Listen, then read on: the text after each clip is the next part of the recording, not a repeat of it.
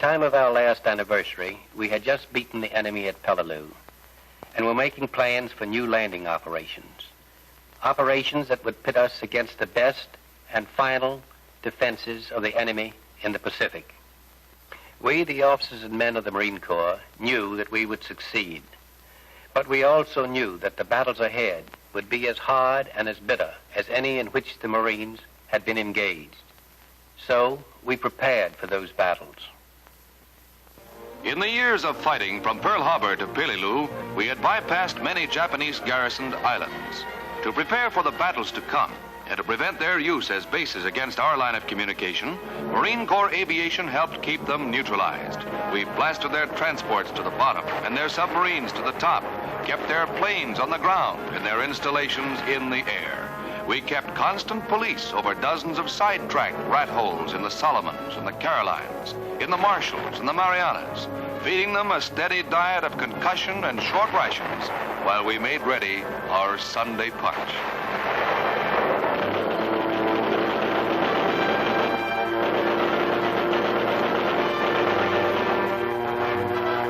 However, the Marine Corps could build as well as destroy. On the repatriated American island of Guam, ravaged by 2,000 Guamanians, loyal American nationals had to be given emergency relief from epidemic, starvation, and exposure. For rebuilding the people was our first step in rebuilding Guam.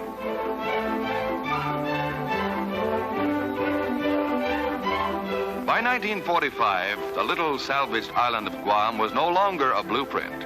It was well on the way to becoming our strongest fortified outpost, future headquarters of the Pacific Fleet, and springboard for our next attack.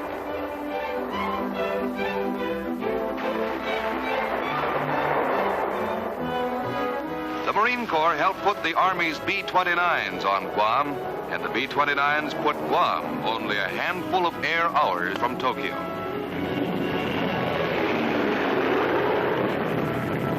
But halfway between Guam and Japan was a tiny pork chop of an island, Iwo Jima. As a Japanese air base, it was a menace to our B-29s. To make it an American air base was the mission of the 5th Amphibious Corps, the 3rd, 4th, and 5th Marine Divisions. The fleet poured it on, and we stood off, waiting for the bombardment to lift. Our landing craft went in under direct observation from grim Mount Suribachi, an extinct volcano that commanded the landing area. They could practically read our dog tags coming in, but we kept coming.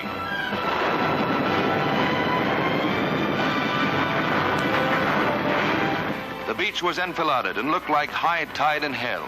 The sand was soft, volcanic ash. You could hardly walk on it. It bogged down everything on wheels, and even most of the stuff with tracks. But we weren't going very far anyway. We moved off the beach as soon as we could. But from Suribachi, the Japs had us zeroed in anywhere on the island. All we could do with the rock was cut it off and climb it. Aviation helped us by softening it up around the edges.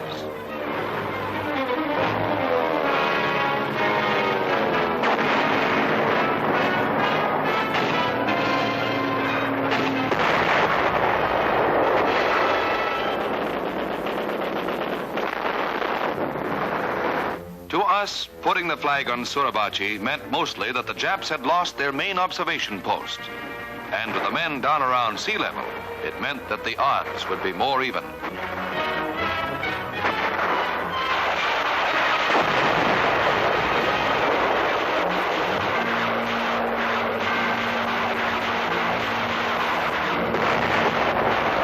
But there were a couple of airfields to take, and quite a few thousand Japs didn't want us to take them.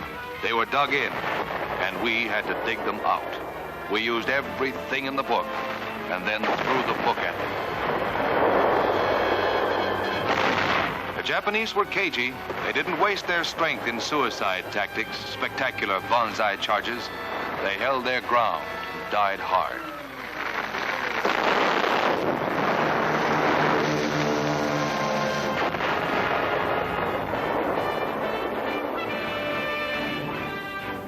It took us a month to secure Iwo, and the cost was high, but so was the gain.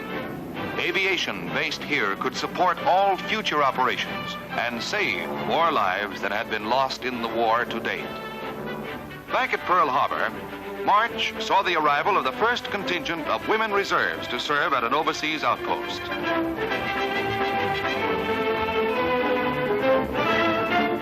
These girls, all volunteers for duty outside the continental limits of the United States, were assigned to replace men eligible for service in the line or for stateside rotation.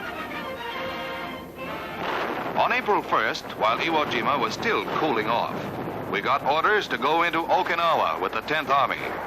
This one was only 400 miles from the Japanese mainland, and the job went to the 3rd Fib Corps, the 1st, 2nd, and 6th Marine Divisions. After Iwo, we expected another hot beach, but Okinawa was like throwing your weight against a door that wasn't locked. There were some snipers and a little rear guard action, but the Japs were apparently pulling us in, setting us up. We knew that, but we had to find them to prove it. The Army went south. We cut across the island and went all the way to the north. When the Army ran into the main Japanese force in the lower third of Okinawa, we went down there to support them.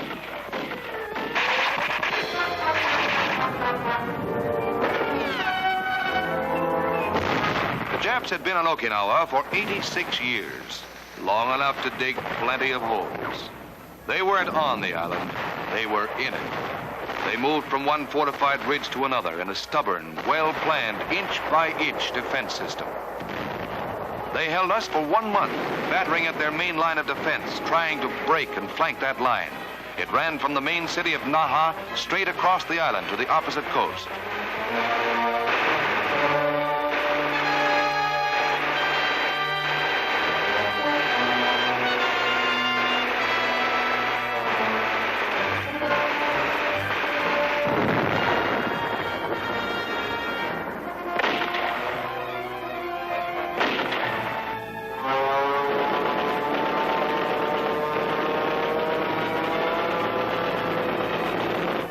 Finally broke the line into pockets.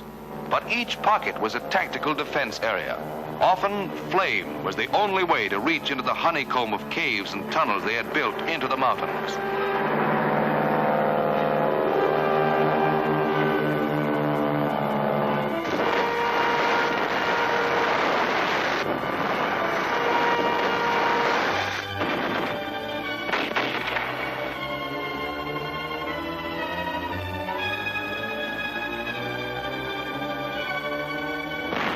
Even after we had secured the Marine Corps sector, and that had taken us almost 2.5 months, we still had the deadly business of mopping up to do. Usually at this stage, the Japs bared their teeth and defiantly died for their emperor. But on Okinawa, they started to surrender. For the first time in the Pacific, they gave up by the thousands. We were on the very doorstep to Japan, and the enemy was just beginning to recognize defeat.